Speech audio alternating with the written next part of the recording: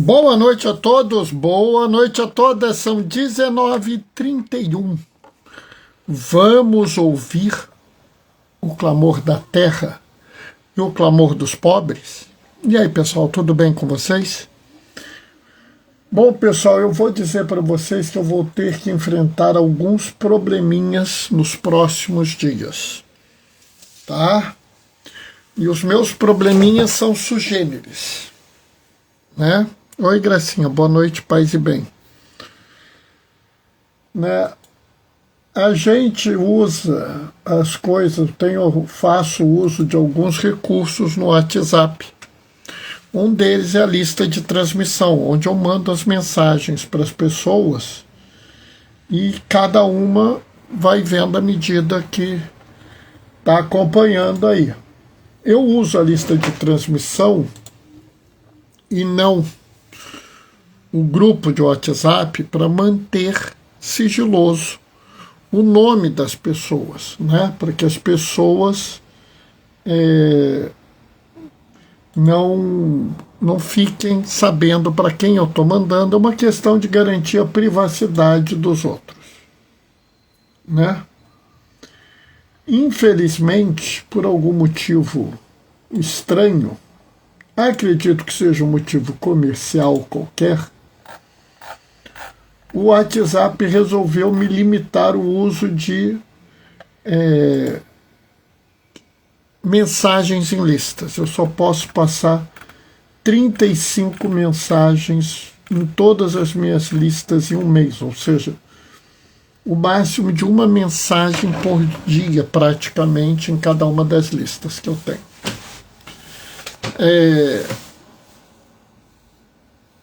É muito pouco para mim. Eu vou ter que reordenar as minhas condutas, acho que não tem nenhuma solução. O que provavelmente eu vou fazer é favorecer as mensagens que eu mando na lista da live e na lista da homilia, tá? É chato, mas eu não tenho outra solução, né? Só é aquela coisa lamentável, né? Que isso provavelmente é porque essa empresa quer que a gente faça uso do jeito A, do jeito B, do jeito C, porque é mais interessante para ela, né? Isso só mostra que, na verdade, as redes sociais elas não servem para a gente. As redes sociais são muito pouco sociais, elas são redes comerciais, né? Eu nunca tive ilusão sobre isso, então não fico nem um pouco decepcionado. Isso é chato, né? Porque eles resolvem fazer as modificações deles, beneficiando a eles e azar de todo mundo. Não tenho uma solução para resolver isso, então vou me adaptar, mas nos próximos dias eu não vou poder mandar mensagem para você por WhatsApp, tá? Estou pensando um jeito qualquer de burlar isso, né, dentro das regras deles, tá? Mas aí uma coisa de cada vez, tá? Bom, vamos adiante. Isso que é importante. Está na hora, vamos começar a proclamação do Evangelho. O Senhor esteja convosco. Ele está no meio de nós. Proclamação do Evangelho de Jesus Cristo, segundo Lucas. Naquele tempo, Jesus ergueu os olhos e viu as pessoas ricas depositando ofertas no tesouro do templo. Viu também uma pobre viúva que depositou 2 pequenas moedas. Diante disto, ele disse: em verdade eu vos digo que essa pobre viúva ofertou mais do que todos, pois todos depositaram como oferta feita a Deus aquilo que lhes sobrava. Mas a viúva, na sua pobreza, ofertou tudo quanto tinha para viver. Palavra da salvação. Bem, vamos lá. Essa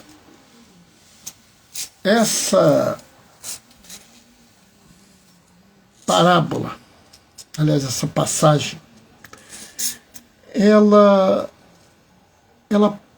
tende a ser um pouco manipulada, né? Eu já vi muitas pessoas fazerem uma leitura monetária dessa parábola. Porque nós temos que dar muito para Jesus, porque a gente tem que fazer que nem a viúva, dar tudo que tem para Jesus. No sentido realmente de dinheiro. Eu já vi também muitos fazerem essa leitura, não no sentido monetário, mas no sentido das atividades. Olha, você que você já está em 4 pastorais e 2 grupos de oração, mas você ainda tem tempo, né? Então, por que você não faz mais tal outra atividade, esse terço do aqui? Afinal de contas, a gente tem que dar todo o nosso tempo para Deus, que nem a viúva. E sabe, isso me entristece um pouco. Porque é o Luizinho literal, aquele que fica lendo a Bíblia como se a Bíblia fosse um manual de instrução, como se cada palavra que ali estivesse escrita fosse daquele jeito, para ser vista daquela forma. E sabe, pessoal, não é assim. A Bíblia não foi pensada para funcionar desse jeito. E a gente tem que ter clareza disso, porque senão a gente começa a cair num terreno perigoso. Se eu pegar a Sagrada Escritura e começar a fazer uma reflexão dela extremamente, como eu vou dizer, extremamente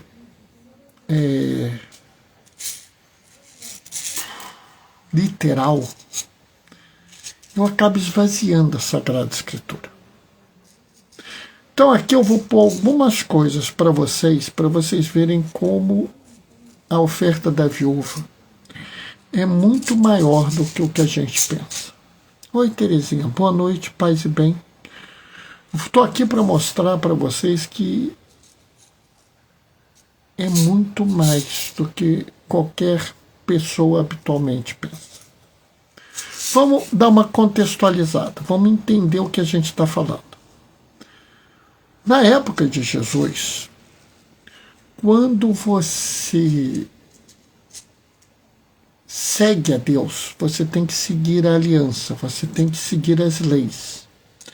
E quem segue a aliança bem seguida recebe 3 bênçãos. Primeira bênção, saúde. A segunda bênção, descendência. A terceira bênção, riqueza. Oi, Cadu, boa noite, paz e bem. Saúde, descendência e riqueza.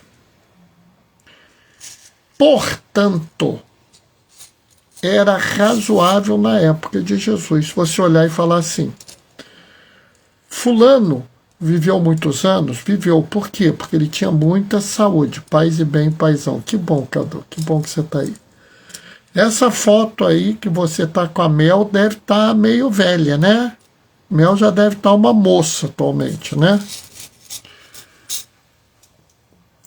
Então era muito comum você querer mostrar que as pessoas eram velhas. É por isso que os santos antigos eram homens velhos, para mostrar que eles seguiam muito. A imagem dos santos antigos são sempre homens de barba branca, cabelo branco. Por quê? Porque tinham vivido muito. Né? Era também... Fez 7 anos ontem. Mas, Nossa Senhora! Se eu encontrar na rua, eu não reconheço. Então já deve estar aprontando já.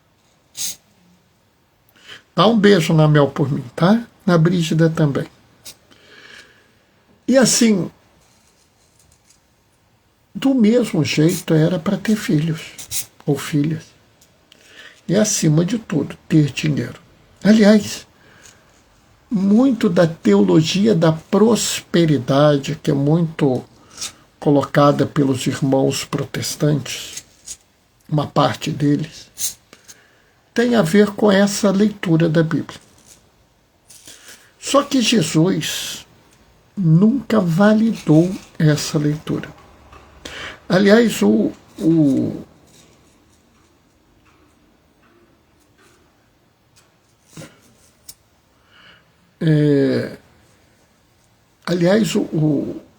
Jesus era meio contra a meritocracia. Aliás, ele era bem contra esse negócio de mérito. Amanhã dou um beijo, porque literalmente está aprontando. Entra aí. Entrei para ouvir a palavra e acalmar. Faz sentido. É bom. Acalma mesmo. Né? Tenta se acalmar que é melhor. Criança nessa idade é assim mesmo, sabe, Cadu? Se prepara, quando ficar adolescente vai ser pior. Mas sabe, Jesus era contra a meritocracia e eu sempre tive dificuldade de explicar isso. Mas se você ler a exortação apostólica, né, de Lex T, que o Papa Leão XIV escreveu. Oi, Arthur, boa noite, paz e bem. Ele explica muito bem que Jesus é contra a meritocracia, porque a meritocracia só valida um tipo de mérito. Né? Então, esse negócio de riqueza como forma de comprovar o seguimento nunca foi verdade. Mas na época de Jesus as pessoas acreditavam nisso. Sandra Lúcia, boa noite, paz e bem. As pessoas acreditavam muito nisso. E acreditando muito nisso, o que elas olhavam? Viam aquelas pessoas colocando muito dinheiro lá no tesouro do templo e diziam: essas aí seguem Jesus, seguem a Deus, obedecem à aliança. E aquela senhorinha que pôs 2 moedinhas, ai meu Deus do céu, essa aí não deve ser gente boa não, deve ser pecadora, é viúva, tem certeza. Sabe, pessoal, ela era uma viúva pobre. Ela não era um modelo de seguidora de Deus. Ela não era respeitada pelo povo da aliança, porque a realidade dela ser pobre mostrava que ela não era uma pessoa boa.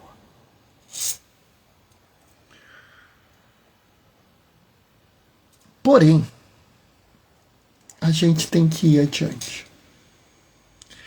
Na primeira leitura de hoje, a leitura da profecia de Daniel, conta a história de Daniel, Azazel, Azarias, está faltando um, Misael. E é muito interessante porque ele fala assim: Nabucodonosor dominou Israel. E ao dominar Israel, ele mandou selecionar pessoas, levou pessoas para a Babilônia, da família real e dos nobres de Israel. Inclusive selecionou alguns para servir à corte dele. Mas observem o que eu falei agora. A Bíblia diz que levou Israel. Mas, na verdade, levou a família real e as famílias nobres. Isso era uma prática comum. Mas observa que ele não levou as famílias pobres, não levou as famílias plebeias, as famílias camponesas. Notou? Essas famílias, elas ficaram em situação muito difícil. Elas perderam seus governantes, elas perderam seus protetores, elas perderam os que tinham dinheiro.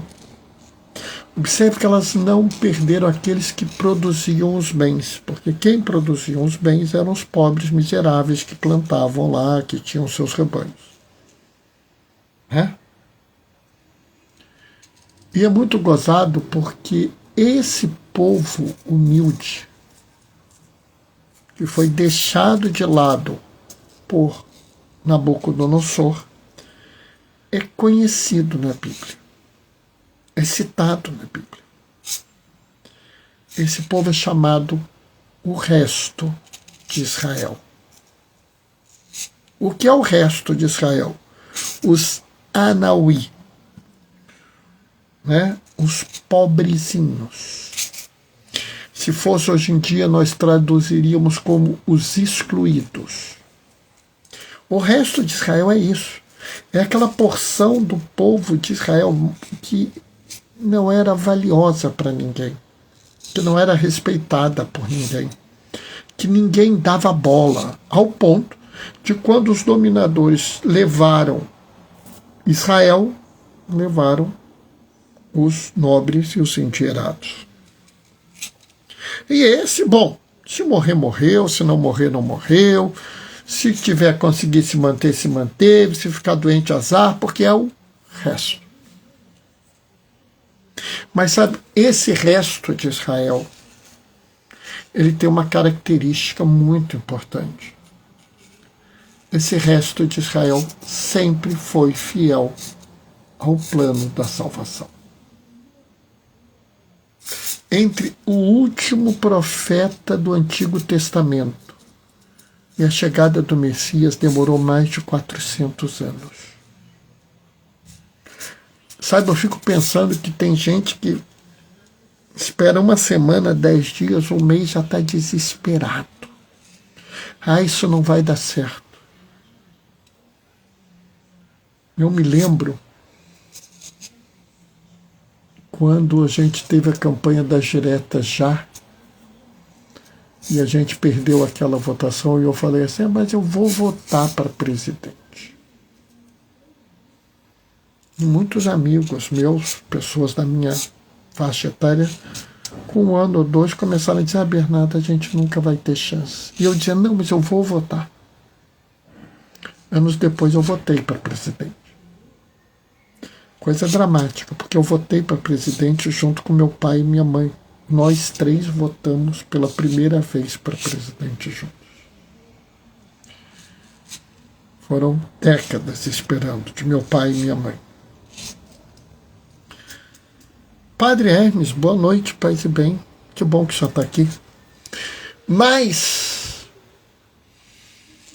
o resto de Israel esperou séculos. 400 anos, pelo menos. Mas eles estavam lá, fiéis. Eram poucos, eram pobres. Boa noite, padre. Eram poucos, eram pobres, eram considerados insignificantes. Mas eram fiéis. Eles tinham certeza que a salvação viria. Eles tinham aquela esperança teimosa, que só quem tem fé tem essa esperança. E quando todos diziam não vai vir, eles continuavam esperando.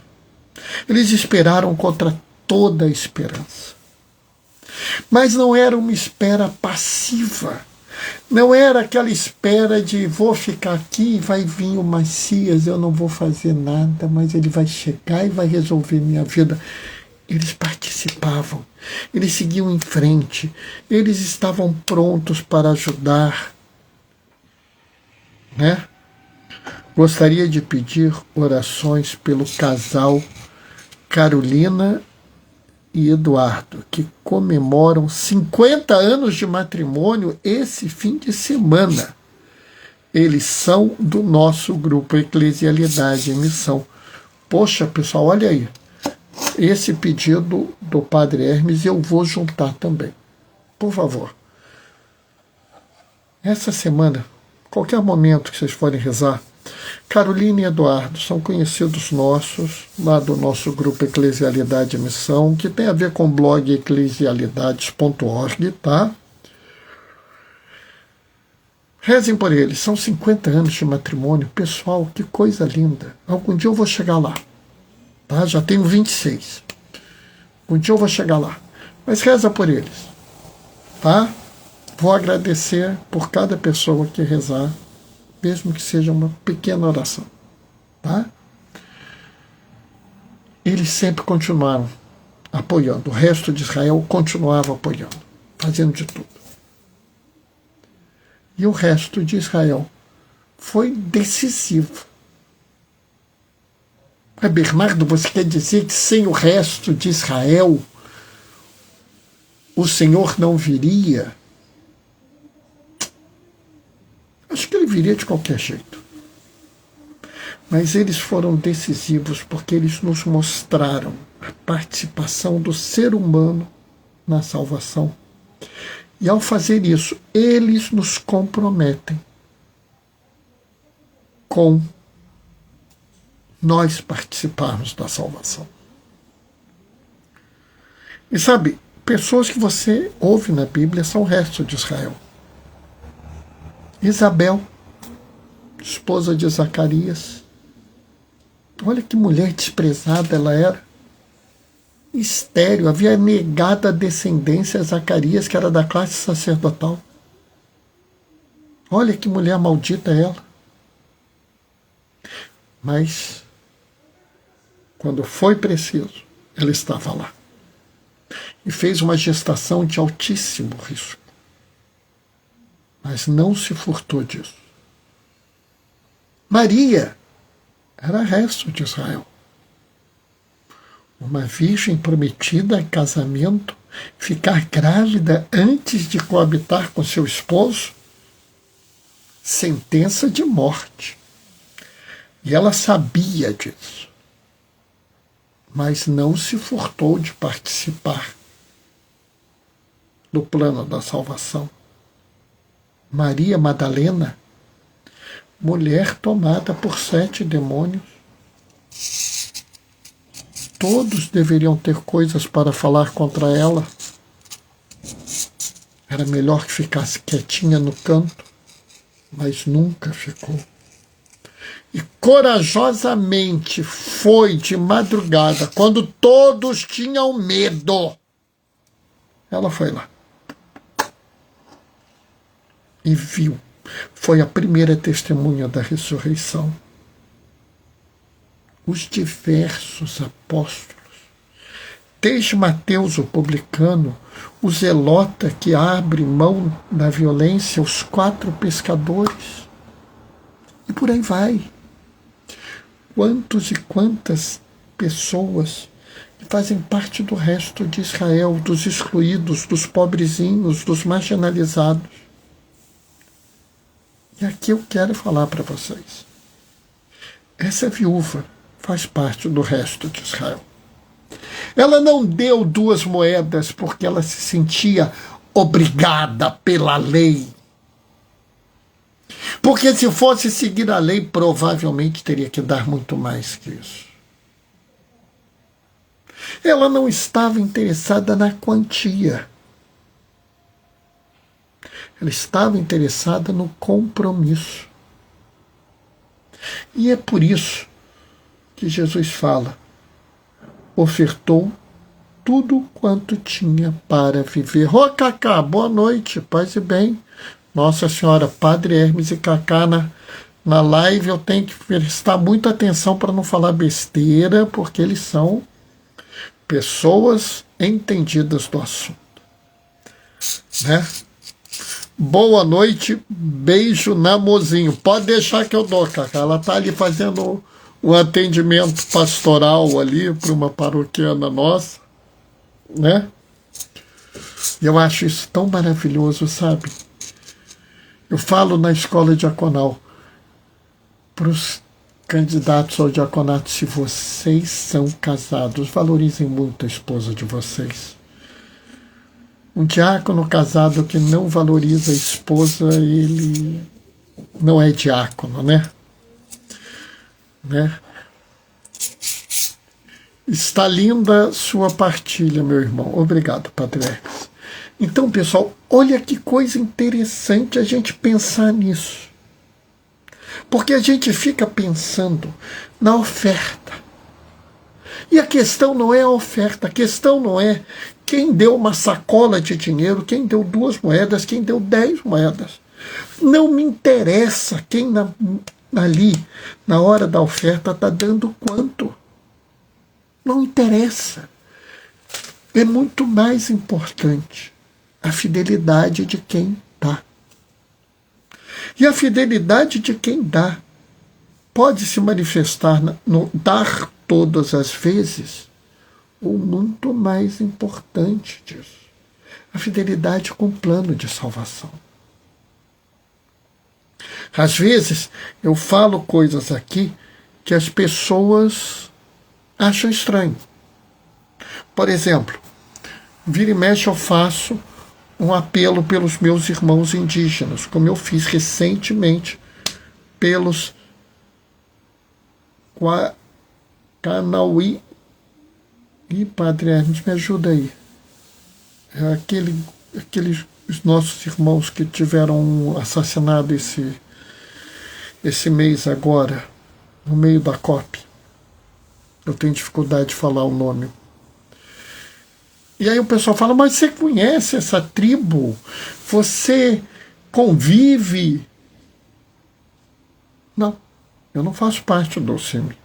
Eu queria fazer parte do CIMI, mas eu não faço. Né? Mas eu sou fiel. Eu sou um fiel seguidor de Jesus. Bernardo, mas você é muito pecador. Eu sei, eu nunca neguei isso. Eu nunca neguei que eu sou um pecador, que eu sou fraco, que eu sou limitado. Né? Isso aí, Guarani Kaiowá. Eles tiveram um irmão que defende as matas, que defende a mãe terra, assassinado com um tiro na cabeça. Eu fiz a denúncia aqui. Por quê? Porque se você protege a vida, se você é a favor da vida, você não pode se calar frente ao assassinato. Você não pode se calar frente à destruição da Mãe Terra. Você não pode se calar frente à destruição dos nossos irmãos do povo de rua ou dos assassinatos das comunidades rurais. Mesmo que eu não participe ativamente da CPT nem do CIMI, eu estou comprometido com eles. O nome do nosso irmão era Vicente. 3 outras pessoas ficaram feridas. Olha aí. Ó. Eu posso me calar quando você vê o irmão Vicente, do povo Guarani Kaiowá, ser assassinado e 3 pessoas serem feridas. Eu posso ficar calado? Mas, Bernardo, isso tem a ver com o plano da salvação? Cacá está falando, Vicente presente, está presente no meio de nós. Isso tem a ver com o plano de salvação. Isso tem a ver, porque se nós não construirmos uma terra de justiça, nós não teremos paz. Se nós não reconhecermos os direitos fundamentais das pessoas, e aqui eu evoco pelo menos 2 papas, Francisco e Leão, terra, teto e trabalho, são direitos fundamentais sobre os quais vale a pena lutar. E alguém pode dizer, Bernardo, mas as pessoas têm direito a ter as suas propriedades, as suas posses, e eu vou dizer a vocês que o direito de ser é superior ao direito de ter. E aqui eu estou evocando um terceiro Papa, Solicitudo Res Socialis, do Papa João Paulo II. Tudo isso tem a ver com o plano de salvação. Porque se eu não construir um reino de justiça e de paz, de amor, de perdão e misericórdia, onde as pessoas são acolhidas, eu não estou contribuindo para a construção do reino dos céus.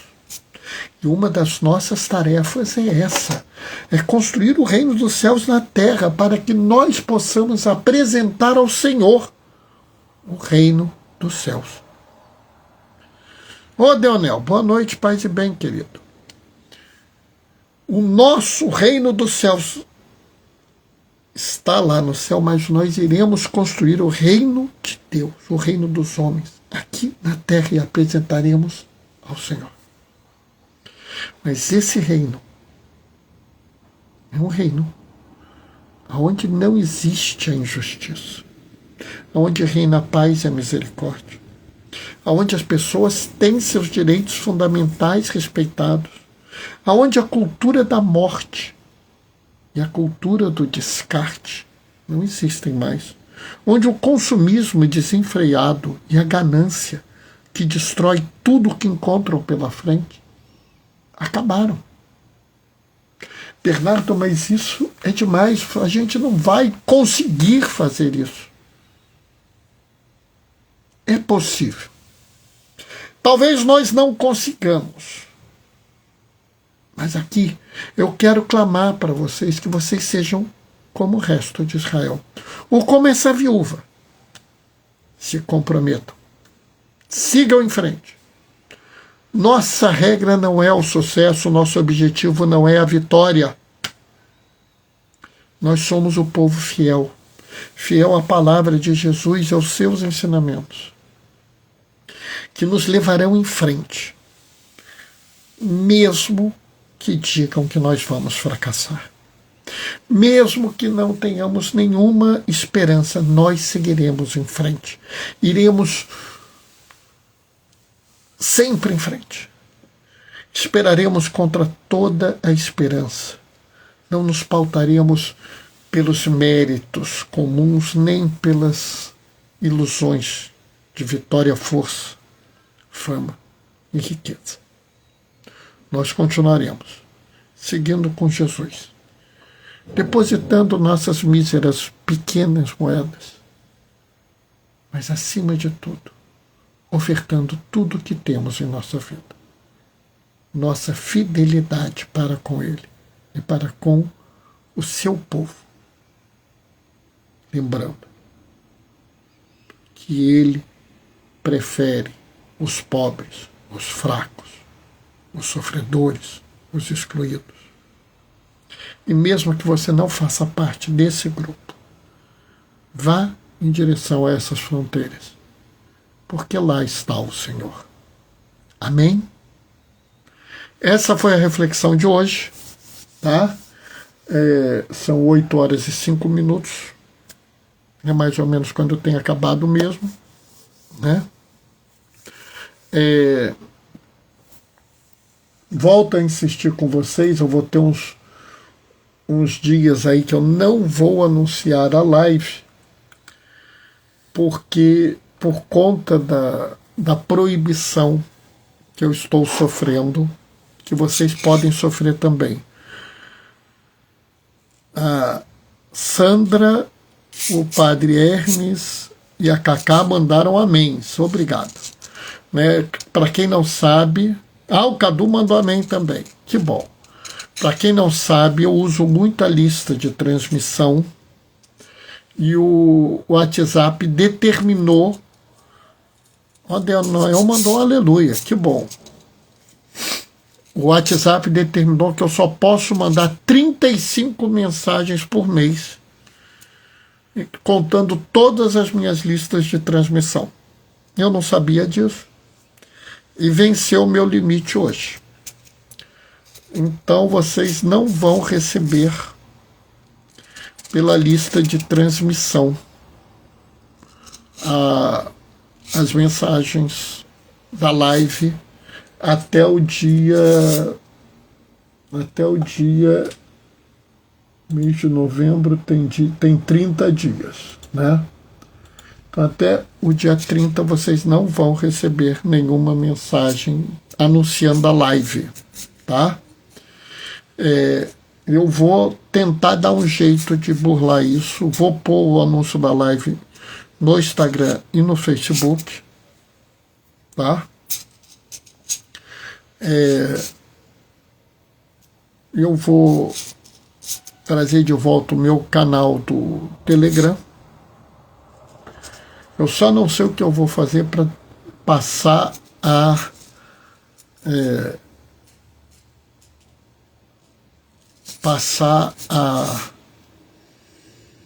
homilia nesse fim de semana. Eu vou ter que bolar alguma coisa. Padre Hermes, você pode fazer transmissão ao vivo pelo YouTube. É uma ideia, padre, é uma ideia. Na verdade, o problema maior é eu avisar as pessoas qual é o assunto da live, como eu costumo fazer, aquela figurinha que eu costumo mandar, que hoje eu já não consegui mandar. Né? Praticamente ninguém recebeu. Eu vou dar um jeito de resolver isso, né? Para o mês de dezembro não tem problema, porque agora que eu sei que são só 35, eu vou favorecer as listas de transmissão das homilias e da live. E as outras listas de transmissão, vou ver o que eu faço, vou dar um jeito de acabar com elas, sei lá o que eu vou fazer. Bernardo, por que você usa lista de transmissão e não grupo? Porque quando eu ponho um grupo, as pessoas podem ver o número dos telefones das outras. Elas podem adicionar as outras nos seus contatos. E aí eu estaria violando a privacidade das pessoas. Como eu não quero violar a privacidade de ninguém, vou ter que adaptar alguma coisa. Isso é um problema que eu vou ter só em novembro. Em dezembro em diante eu resolvo. E aí eu dou um jeito, tá? Só peço desculpas por vocês não receberem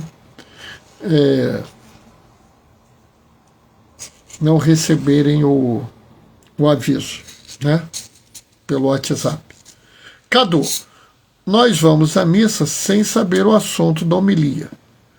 Por que para receber o evangelho precisamos saber? Ah, Cadu, você é um bálsamo para mim, né? Você é um bálsamo para mim. Muito obrigado. Né? Cadu, você é um querido, né?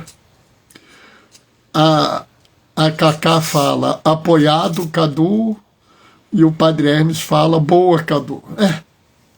Sabe, essa é a graça da live. Né? Quando eu comecei a live, lá no auge da pandemia, Cadu, que está aqui, é um dos responsáveis por ter surgido a live, né?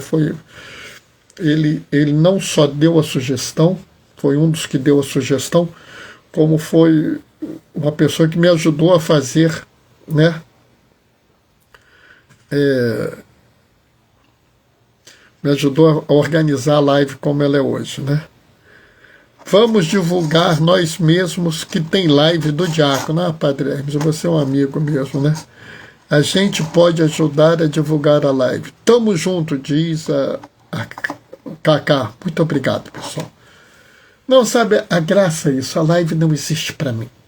A live existe para todos nós. E é até bom que surjam problemas. Porque a hora que a gente diz, tem problema mesmo, vida da igreja não é fácil, não. Povo de pé no chão, ele se compromete mesmo. Bom, vou me despedir deixando a minha bênção, tá? O Senhor esteja convosco, Ele está no meio de nós. Por intercessão. Hoje eu acho que eu vou quebrar as regras. De Dom Helder Câmara. Desça sobre vós e permaneça para sempre a bênção do Deus Todo-Poderoso no amor, aquele que é Pai, Filho e Espírito Santo. Amanhã, 19h30, a gente se vê. Até lá. Beijos e bênçãos. Opa. Tem um problema aqui. Vamos